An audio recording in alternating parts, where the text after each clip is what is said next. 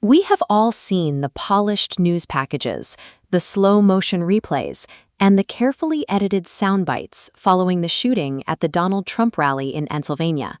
That tight editorial packaging creates a psychological distance. It takes a terrifying split-second crisis and smooths out the edges, making the panic feel like a distant movie scene rather than a life-or-death reality playing out in real time. To understand what actually happened on the ground, we have to look at this, a raw, unpunctuated transcript generated from the first audio recordings of the aftermath. At first glance, this block of text reads like pure noise, a frantic, overlapping collision of voices. But if you listen closely, there is a distinct chronological structure hidden inside. By slowing down and mapping just 30 seconds of this audio, we can forensically reconstruct the anatomy of how a modern assassination attempt unfolds. The transcript kicks off with frantic tactical communication. Foil the top of the stairs. This is not random yelling. At the Butler Farm Showgrounds, this rapid call-out of the stairs provides a physical coordinate, showing how officers were positioning themselves relative to the shooter's vantage point.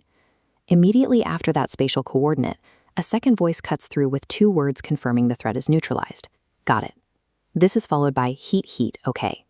In high-stress scenarios, tactical teams rely on this kind of rigid, repetitive jargon to broadcast threat statuses across the radio net without wasting syllables.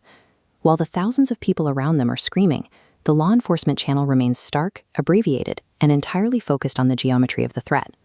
This opening 5-second window shows trained operators enforcing a rigid linguistic structure onto an environment that has completely unraveled. Right below that tactical layer, the audio bleeds into the civilian response. We hear a sudden break in composure. Jesus Christ, sorry, that way, guys. Think about the physical reality of this space.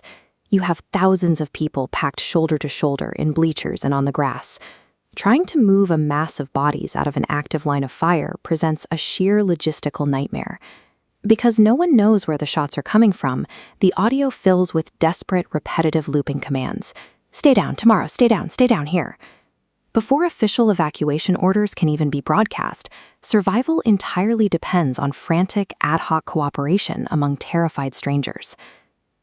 But then the timeline hits a jarring anomaly.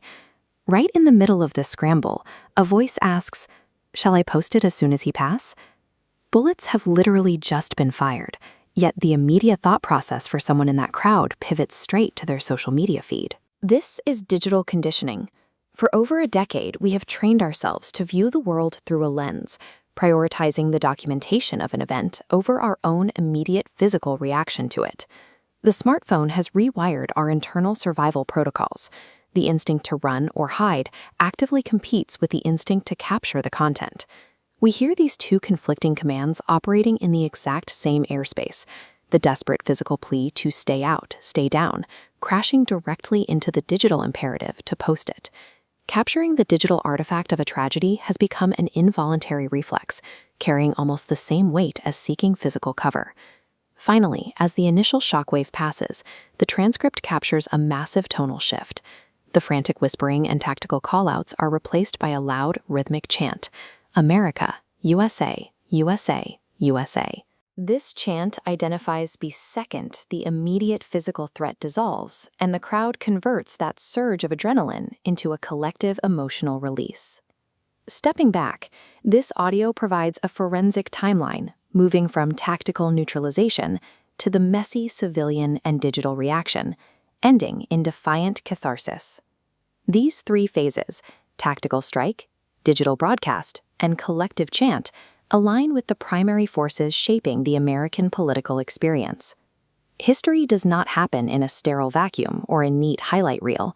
It happens exactly like this: loud, confusing, instantly broadcasted, and intensely polarized.